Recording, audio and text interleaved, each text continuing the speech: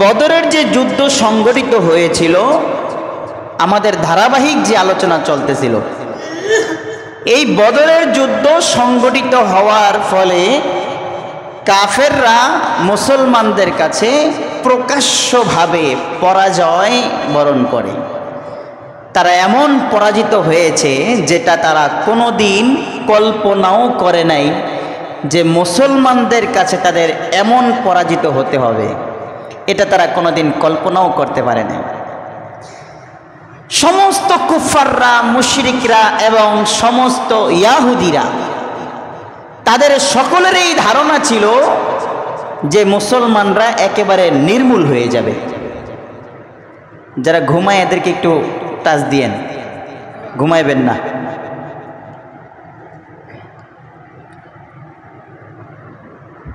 তো সবারই ধারণা ছিল মুসলমানরা আজকে পরাজিত হবে, তাদেরকে একেবারে শেষ করে দেওয়া হবে। কারণ যেই বড় বাহিনী নিয়ে আসছে আর যেই পরিমাণ অস্ত্র শস্ত্র তারা নিয়ে আসছে, মুসলমানদের কাছে নাই কোনো অস্ত্র, নাই তেমন কোনো সৈন্য, নাই কোনো কিছুই, আর মানুষও অল্প, 3 জনের ভাগে 1 জন পায়। এমন অবস্থায় সবাই তো ভাবছে শেষ এবার মুসলমানরা, সবাই আনন্দ ফুর্তি। কিন্তু আল্লাহ তাআলার সাহায্য ছিল মুসলমানদের সাথে, যার ফলে কুফফাররা এত বড় বাহিনী নিয়ে আসার পরেও তারা পরাজিত হয়েছে। কিন্তু এই পরাজয় মেনে নেওয়ার মতো না। কিভাবে এটা মেনে নেবে? আর ওরা তো এত অহংকারী, ওদের কাছে তো এটা মেনে নেওয়া কোনোদিনই সম্ভব না। এই বদরের যুদ্ধের পরাজয়ের পরে কাফেররা এখন আর সহ্য করতে পারছে না। সহ্য করতে না পারলে তারা দ্বিতীয় আরেকটা যুদ্ধের পরিকল্পনা করলো, যেই যুদ্ধের কথা আমরা সবাই জানি। সেই যুদ্ধের নাম হচ্ছে উহুদের যুদ্ধ। কোন যুদ্ধ? উহুদের যুদ্ধ। নাম সবাই শুনছেন তো? উহুদ পাহাড় নাম শুনছেন না? এই উহুদ পাহাড়ের প্রান্তেই এই যুদ্ধ সংগঠিত হয়েছিল। আর এই উহুদ পাহাড়ের নামেই যুদ্ধের নামকরণ করা হয়েছে। যেমন বদরের যুদ্ধে বদর নামক যে কূপ, এই কূপের নামে যুদ্ধের নামকরণ করা হয়েছে। এই উহুদ পাহাড় নামেই এই যুদ্ধের নামকরণ করা হয়েছে। এই উহুদের যুদ্ধের আগেও কিছু যুদ্ধ হয়েছিল। বনি সুলাইমের যুদ্ধ, বনি কাইনুকার অভিযান, সাতুর যুদ্ধ, জু আমর যুদ্ধ, বুহরান যুদ্ধ, সারিয়াতু জায়েদ ইবনে হারেস, এই কয়েকটা যুদ্ধ সংগঠিত হয়েছিল উহুদের আগে। উহুদ হয়েছিল বড় যুদ্ধ, আর এইগুলো হয়েছিল ছোট ছোট যুদ্ধ। কাফেররা যখন মুসলমানদের সাথে বদরের যুদ্ধে পরাজিত হয়, এই বদর যুদ্ধে পরাজিত হওয়ার ফলে তারা রাগে, লজ্জায়, অপমানে তারা একটা ফন্দি করলো, আবার সেই মক্কার মতো যে মুহাম্মদকে হত্যা করতে হবে। না, নাউজুবিল্লাহ মিন যালিক। মুহাম্মদকে হত্যা করার পরিকল্পনা করলো। এরা হত্যার ষড়যন্ত্র শুরু করে দিল। এখন তো এই অপমান আর সহ্য করা যায় না। তারা সিদ্ধান্ত নিল, এমন 2 যুবককে আমরা পাঠাবো মদিনায়, যারা মুহাম্মদকে হত্যা করে আসবে, আর আমাদের এই অপমান, আমাদের এই লজ্জা, এগুলো সব শেষ হয়ে যাবে। মুহাম্মদকে যদি হত্যা করা যায়, তখন তো আবার আমরাই বলতে পারবো আমরা বিজয়ী হয়েছি। এই ষড়যন্ত্র তারা শুরু করে দিল। মক্কায় যখন কাফেররাই সিদ্ধান্ত নিল মুহাম্মদকে হত্যা করা হবে, তারা বলে দিল 2 জন যুবক, এমন 2 জন যুবককে আমরা মদিনায় পাঠাবো, যারা মুহাম্মদকে হত্যা করে আসবে। এই কথা বলার পরে উমাইর ইবনে ওয়াহাব জুমাহি, সাফওয়ান ইবনে উমাইয়া, এরা 2 জন আলোচনা করতেছিল। উমাইর ইবনে ওয়াহাব জুমাহি তিনি যখন হাতিমের কাছে গেলেন, মক্কায় কাবা ঘরের পাশে হাতিম নামক একটা জায়গা আছে। যারা হাজী সাহেব আছেন তারা দেখেছেন যে হাতিম নামক এক জায়গা, এই জায়গায় তারা বসে থাকতো। এটা খুব গুরুত্বপূর্ণ একটা জায়গা। তাই সেই সময় যারা নেতা ছিল, লিডার ছিল, এরা এই জায়গায় বসে থাকতো। তাই সাফওয়ান ইবনে উমাইয়া হাতিমের কাছে বসে আছে। উমাইর ইবনে ওয়াহাব জুমাহি সে যখন সাফওয়ানের কাছে গেছে, যাওয়ার পরে এরপরে তারা দুইজন আলোচনা করতেছে যে বদরের যুদ্ধে ওই কূপের মধ্যে তাদেরকে, কাফেরদেরকে হত্যা করে যে ফেলে দেওয়া হয়েছিল সেই সম্পর্কে তারা আলোচনা করতেছে। আলোচনার এককালে উমাইর ইবনে ওয়াহাব জুমাহি সে বলতে লাগলো, আল্লাহর কসম করে বলি, যদি আমার ঋণের বোঝা না থাকতো, আর যদি আমার ছোট ছোট সন্তানদের ব্যাপারে চিন্তা না হইতো যে আমি যদি মারা যাই তাহলে আমার সন্তানগুলো কি খাবে, কি পরবে, তাদেরকে কে দেখবে, এই চিন্তা যদি আমার না থাকতো, খোদার কসম করে বলছি, তাহলে আমি মুহাম্মদকে হত্যা করে ফেলতাম। বলেন না নাউজুবিল্লাহ। যে আমার যদি ঋণের চিন্তা না থাকতো, আমার কাছে অনেকে টাকা পয়সা পাবে এই একটা ঋণের চিন্তা, এবং আমার ছোট ছোট সন্তান আছে, আমি যদি মারা যাই তাহলে তাদেরকে কে দেখবে, এই চিন্তা যদি আমার না থাকতো তাহলে আমি মুহাম্মদকে হত্যা করে ফেলতাম। আর তার কাছে যাওয়ারও আমার একটা কারণ আছে, আর কারণ হলো তার ছেলে ওয়াহাব ইবনে উমাইর বদরের যুদ্ধে মুসলমানদের হাতে বন্দী রয়েছে, এখন তাকেও তো ছুটাইতে হবে। এই কথা বলার পরে সাফওয়ান ইবনে উমাইয়া সে তাকে বলল, আমিও তোমাকে বলছি, আমি তোমাকে ওয়াদা দিচ্ছি, কথা দিচ্ছি, তোমার ঋণের জিম্মাদারি আমি হয়ে গেলাম। অর্থাৎ যত মানুষ তোমার কাছে টাকা পাইবে, যত টাকা পাইবে সেইগুলো আমি দিয়ে দেব, এবং তোমার সন্তানগুলো আমার সন্তান হয়ে যাবে। অর্থাৎ তুমি যদি মারা যাও তাহলে তোমার সন্তানগুলোর দেখাশোনা, পড়ালেখা, যা কিছু যাবতীয় দরকার সব কিছু আমি বহন করব। এই কথা বলার পরে উমাইর ইবনে ওয়াহাব জুমাহি এবার সে বলল, ঠিক আছে, তুমি যেহেতু বলেছো তাহলে আমি এবার মুহাম্মদকে হত্যা করতে যাব। এবার সাফওয়ান ইবনে উমাইয়া বলতেছে, তুমি কিভাবে যাইবা? উমাইর ইবনে ওয়াহাব জুমাহি বলে, আমার পুত্র মুহাম্মদের কাছে বন্দী আছে, আমি সেখানে যাব এমন ভান করে যে আমি আমার ছেলেকে মুক্তি করতে আসছি। আমি আমার ছেলেকে মুক্তি করতে গেলে তারা আমাকে ভিতরে যাইতে দিবে, এরপর আমি মুহাম্মদকে অতর্কিত হামলা করব। এইভাবে উমাইর ইবনে ওয়াহাব জুমাহির যে তরবারি ছিল, এই তরবারিটাকে এমনভাবে ধারালো করলো যে যদি মুহাম্মদকে এক আঘাতে হত্যা করা না যায় তাহলে তো আমাকেই হত্যা করা হবে। এমনভাবে সে শানিত করলো, এমনভাবে এটাকে ধারালো করলো যাতে করে এক কোপ দিয়ে, এক তরবারির আঘাতে মুহাম্মদকে হত্যা করা যায়। এইভাবে সে এটাকে ধারালো করে এরপরে মদিনায় রওনা হলো। মদিনার মসজিদে নববীর মধ্যে রাসূলুল্লাহ সাল্লাল্লাহু আলাইহি ওয়াসাল্লাম বসেছিলেন। বাহিরে হযরতে ওমর ফারুক রাদিয়াল্লাহু তাআলা আনহু সহ আরো কিছু সাহাবীরা বাহিরে তারা আলাপ করতেছিলেন সেই বদরের যুদ্ধের কথা নিয়েই।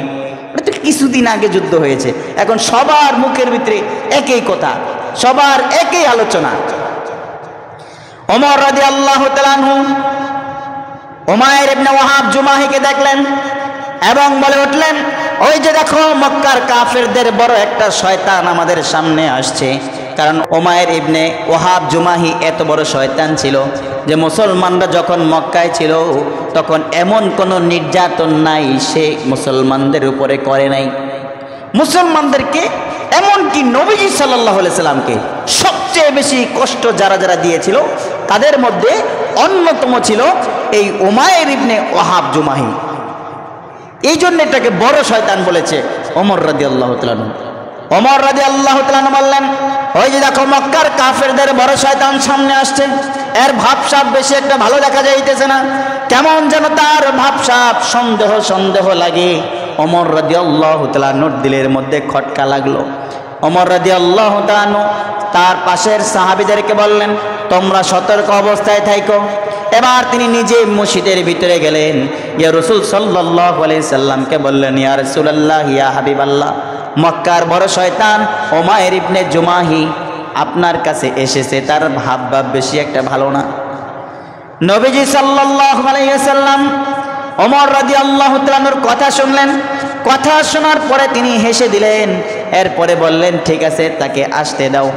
ওমর রাদিয়াল্লাহু তাআলা আনহু বাহিরে বের হলেন, আর উমাইর ইবনে ওয়াহাব জুমাহি তার তরবারিটা গলার মধ্যে ঝুলাই আসতেছিল।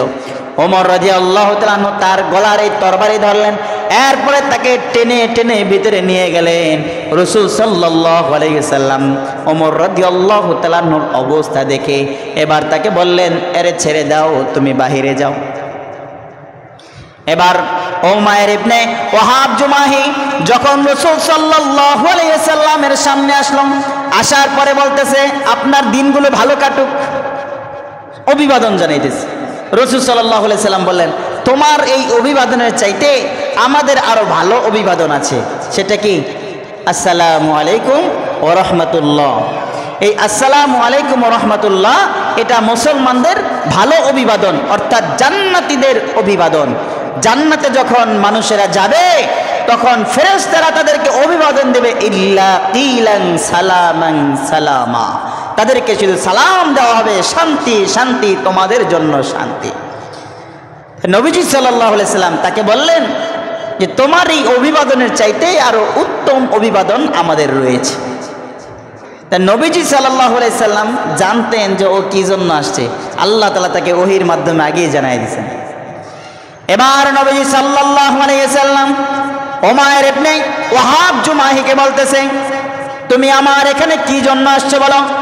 সে বলে, আমি আসছি আমার সন্তানকে মুক্ত করার জন্য। আর নবীজি সাল্লাল্লাহু আলাইহি সাল্লাম তাকে জিজ্ঞেস করলেন, তাহলে তরবারি আনছো কেন? সেই ব্যক্তি বলতেছে, এই তরবারির কপাল পুইরা যাক, এই তরবারি আপনাদের কি ক্ষতি করছে? তরবারির কপাল পুইরা যাক, এটা আপনাকে কি ক্ষতি করছে? এটা তো কোনো ক্ষতি করতেই পারে নাই, আমরা তো বদরে যুদ্ধে হারিয়ে গেছি। মানে সে এবার ভাব নিতেছে এমন ভাবে যে কিছুই জানে না, কিছুই বুঝে না। নবীজি সাল্লাল্লাহু আলাইহি সাল্লাম তাকে আবার জিজ্ঞেস করলেন, বারবার জিজ্ঞেস করার পরে সে একই কথা বলতেছে, একই জবাব দিতেছে। এবার নবীজি সাল্লাল্লাহু আলাইহি সাল্লাম তাকে বললেন, উমাইর ইবনে ওয়াহাব জুমাহি, তুমি কি সাফওয়ানের সাথে হাতিমে বসে আলাপ করো নাই? সাফওয়ানের সাথে হাতিমে বসে তুমি আলাপ করো নাই? বদরের যুদ্ধে কূপের ব্যাপারে তুমি আলাপ করেছ এবং তোমার তরবারিকে ধারালো করেছ, আমাকে হত্যা করার জন্য তুমি তরবারি ধারালো করেছ, এরপরে আমার কাছে এসেছো, কথাটা বলো ঠিক না বেঠিক? এটা নবীজি সাল্লাল্লাহু আলাইহি সাল্লাম তাকে জিজ্ঞেস করতেছে। এই কথা জিজ্ঞেস করার পরে এখন তো তার ভিতরে ভয় ঢুকে গেছে, আরে আমাদের এই ঘটনা সে জানলো কিভাবে? এবার সে হতভম্ব হয়ে গেছে, ভয়ে ভীত হয়ে গেছে। এবার করুণার সুরে বলতেছে, মুহাম্মদ, আমার এই ঘটনা সাফওয়ান আর আমি ছাড়া পৃথিবীর আর কেউ জানে না, কিন্তু তুমি কেমনে জানলা? আমি এখানে আসার পরে বুঝতে পারলাম যে আল্লাহ তাআলাই ওহীর মাধ্যমে তোমাকে জানাইয়া দিছে। এটা কে বলতেছে? উমাইর ইবনে ওয়াহাব। এই উমাইর ইবনে ওয়াহাব জুমাহি এই বলতেছে যে আমার ধারণা স্পষ্ট হয়ে গেল যে আমি এখানে আসার আগেই আল্লাহ তোমারে জানাইয়া দিছে। আল্লাহর কাছে অসংখ্য শুকরিয়া যে আল্লাহ আমাকে সত্য দেখার সৌভাগ্য দান করেছে। এই কথা বলার পরে উমাইর ইবনে ওয়াহাব জুমাহি এবার সে চিন্তা করে দেখলো, পৃথিবীর কেউ জানে না আমি সাফওয়ানের সাথে যেই পরিকল্পনা করেছি, এটা যেহেতু মুহাম্মদ জানে, তার মানে হলো মুহাম্মদ সাধারণ কোনো ব্যক্তি নয়, সে আল্লাহর প্রেরিত পয়গম্বর। এটা ভেবে বিশ্বাস করে এবার উমাইর ইবনে ওয়াহাব জুমাহি কালিমায়ে শাহাদাত পড়ল, আশহাদু আল্লা ইলাহা ইল্লাল্লাহু ওয়া আশহাদু আন্না মুহাম্মাদান আবদুহু ওয়া রাসূলুহু। উমাইর ইবনে ওয়াহাব জুমাহি মুসলমান হয়ে গেল।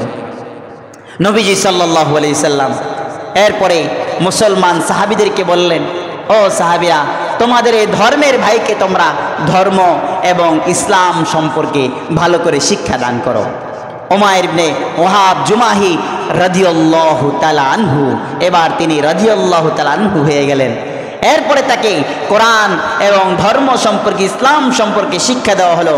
কিছুদিন পরে এই উমাইর ইবনে ওয়াহাব জুমাহি রাসূল সাল্লাল্লাহু আলাইহি সাল্লামকে বলতে লাগলেন, ইয়া রাসূলুল্লাহ, আমি তো ইসলাম গ্রহণ করেছি, আমি ইসলামের শিক্ষা পেয়েছি, এবার আমি আপনার অনুমতি নিয়ে মক্কায় যেতে চাই, সেখানে গিয়ে এই ইসলামের দাওয়াত দিতে চাই। নবীজি সাল্লাল্লাহু আলাইহি সাল্লাম তাকে অনুমতি দিলেন, যাও। আর এই দিক দিয়া ওই সাফওয়ান ইবনে উমাইয়া সে মক্কার কাফেরদেরকে বলতেছিল, আমি কিছুদিনের ভিতরেই তোমাদেরকে একটা শুভ সংবাদ দিব, যেই শুভ সংবাদে তোমরা সবাই খুশি হয়ে যাইবা। এই কথা বলার কিছুকাল পরেই উমায়ের ইবনে ওহাব জুমাহি সে যখন চলে আসছে, এবার সাফওয়ান ইবনে উমাইয়া তারে দেখা হতবাক হয়ে গেছে, আমি কার কথা বললাম আর সে কি হয়ে আসলো, তার মোহাম্মদের জাদু তো দেখি এর উপরেও পড়ে গেল, নাউজুবিল্লাহ মিন যালিক।